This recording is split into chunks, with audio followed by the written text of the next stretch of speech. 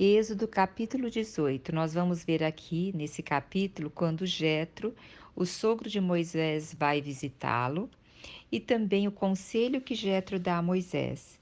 Então, no capítulo anterior, nós vimos o quê? Que Israel venceu os amalequitas. Israel estava lá no deserto de Sim, acampado em Refidim.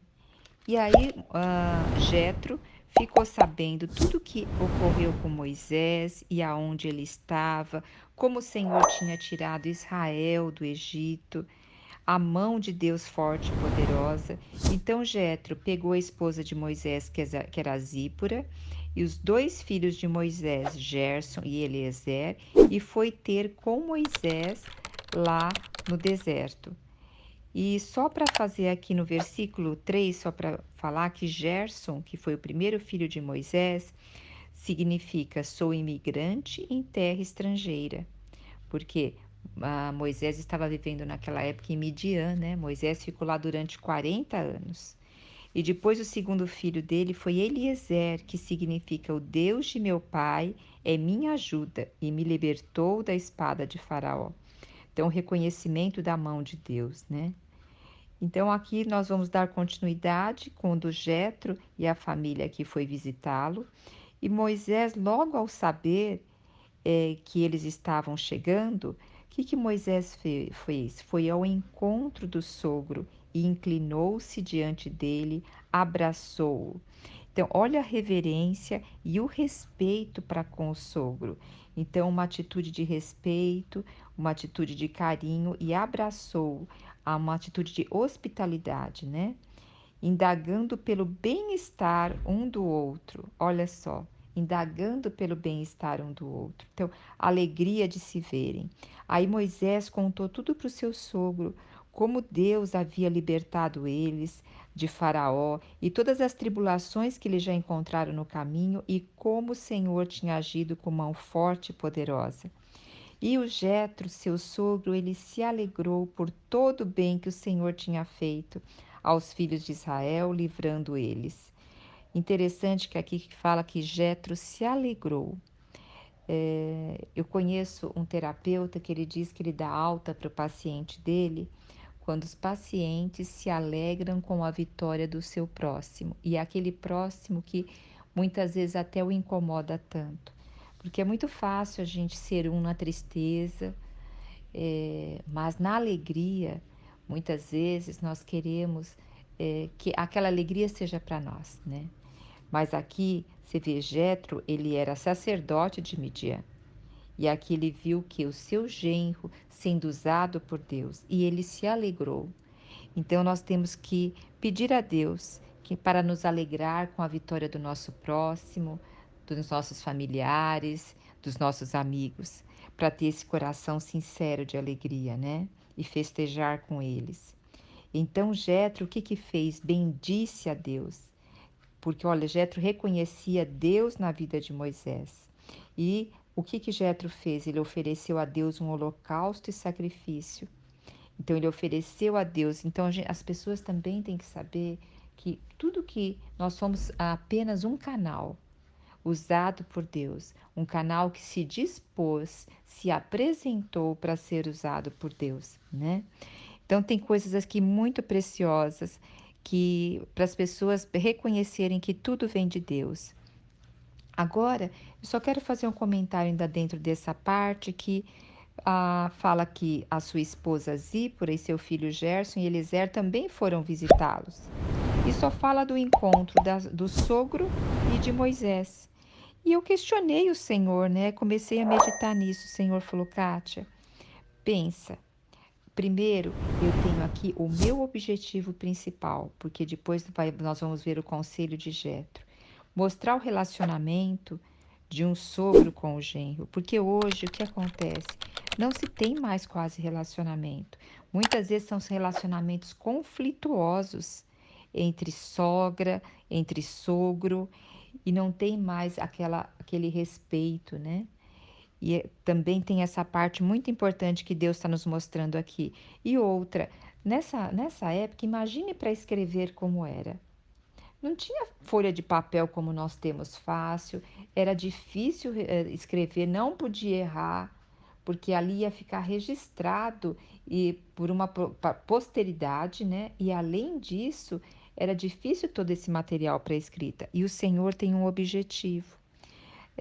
Talvez um homem lendo não chame tanta atenção nisso, mas uma mulher lendo talvez chame atenção de falar da esposa e dos filhos e depois não comentar nada. Mas o Senhor, ele aqui tem propósito e objetivo. Se imagine um sogro que gostava do genro, era porque cuidava bem da sua esposa e dos seus filhos. Então o Senhor, ele tem sempre metas e objetivo. Muitas vezes nós estamos acostumados a ler um livro de romance, ver um filme onde tem toda aquela rebuscagem do ambiente, rebuscagem do relacionamento. Deus não, Deus é um Deus de propósito, ele é econômico em suas palavras.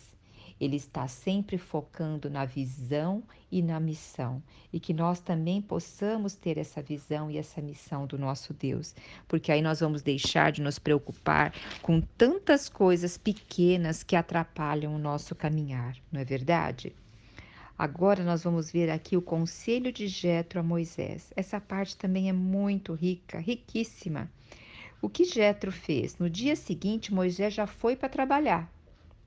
E Jetro começou a observar Moisés. Olha, Moisés no dia seguinte poderia ter falado: não, hoje eu vou tirar um dia de folga, vou ficar com a minha família, com meu sogro, vou ficar matando a saudade. Mas Moisés era extremamente responsável na presença do Senhor. E as pessoas vinham a Moisés todos os dias, logo pelo amanhecer e até o entardecer, as pessoas ficavam em pé e Moisés ia sendo assim um conselheiro, um julgador da causa de cada um. E Jetro começou a observar isso e vendo assim todo aquele povo ali, todo esperando que Moisés ouvisse eles e desse instrução para eles de como proceder. E Jetro falou assim para Moisés: que é isto que fazes com o povo? Por que te assentas sozinho e todo o povo está em pé diante de ti desde a manhã até o pôr do sol? Aí Moisés respondeu: é porque o povo vem a mim para consultar a Deus. Quando eles têm uma questão, ele vem a mim. Então eu julgo entre um e o outro e lhes faço conhecer os mandamentos e as leis de Deus. Então era uma oportunidade de Moisés ali julgando a causa e levá-los a conhecer Deus, os mandamentos e as leis de Deus. E o sogro de Moisés sugeriu a ele: não é bom que faças assim. Sabe por quê? Você vai ficar exausto, tu e teu povo. Porquanto essa tarefa, Moisés, ela é sobremodo pesada para ti. Não te será possível realizá-la sozinha. Então Moisés, olha, estava preocupado com, desculpa, Jetro estava preocupado com Moisés, mas primeiro ele observou todo o trabalho de Moisés. Depois ele o quê? Foi aconselhar. Então, quando ele foi aconselhar, ele estava pensando na saúde de Moisés, na saúde do povo, na carga pesada que seria para o povo. E ele não criticou. Agora ele estava mostrando a preocupação que ele tinha para com Moisés e para com o povo. E agora ele vai dar um conselho para Moisés. Olha, não é uma crítica, ele vai dar um conselho. Fala: o conselho que te darei para que Deus esteja contigo. Representa o povo diante de Deus e introduza suas causas junto a Deus. Então, assim, Moisés, pegue um tempo para você representar o povo diante de Deus, de estar orando por eles, de levar as causas deles a Deus e ensina os estatutos e as leis para eles saberem conhecer o caminho a seguir e as atitudes que devem tomar. Então ele falou assim: Moisés, começa a orar pelo povo, apresentar as causas do povo a Deus e também vai ensinando eles os estatutos, as leis, para eles conhecerem o caminho a seguir. Mas para você ter esse tempo, olha o conselho que ele deu: escolhe no meio do povo homens capazes, tementes a Deus, que sejam dignos de confiança, inimigos de ganhos desonestos. Estabelece-os como chefe de 1000, de 100, de 50 e de 10. Então, assim, pegaria 10 pessoas e aí uma pessoa seria o quê? Estaria na liderança. Depois 50, um chefe de 50. Então, quando esse 10 teria uma causa a julgar, levaria aos 50. E aí, para Moisés, ia chegar o quê? Causas mais complexas. Então, olha, aqui no 22 diz assim: e toda causa mais complexa trarão a ti, mas para todas as questões menos difíceis, eles mesmos poderão encontrar a solução. Desse modo será mais leve para ti, pois esses líderes te ajudarão a dividir o trabalho e levar o peso diário da carga. Se assim fizeres, e se dessa maneira Deus te instruir, poderás então suportar as dificuldades, e todo esse povo voltará para suas habitações satisfeitos. Então, olha, Jetro, ele deu esse conselho, ele simplesmente não criticou, ele mostrou um caminho, mas ele disse assim: agora apresenta a Deus isso, e se Deus te instruir a fazer dessa forma, você vai ficar mais leve pelas suas cargas. Então, muitas vezes, nós temos assim, muitas pessoas que já chegam interrompendo, ou melhor, hoje em dia as pessoas têm dificuldade de ouvir. Então, antes de você terminar, as pessoas já vêm te dando conselho. Tem pessoas que são hábeis em dar conselhos, conselhos, conselhos. E quando a pessoa faz muito isso, o que ela está demonstrando para a outra? Que ela é superior à outra.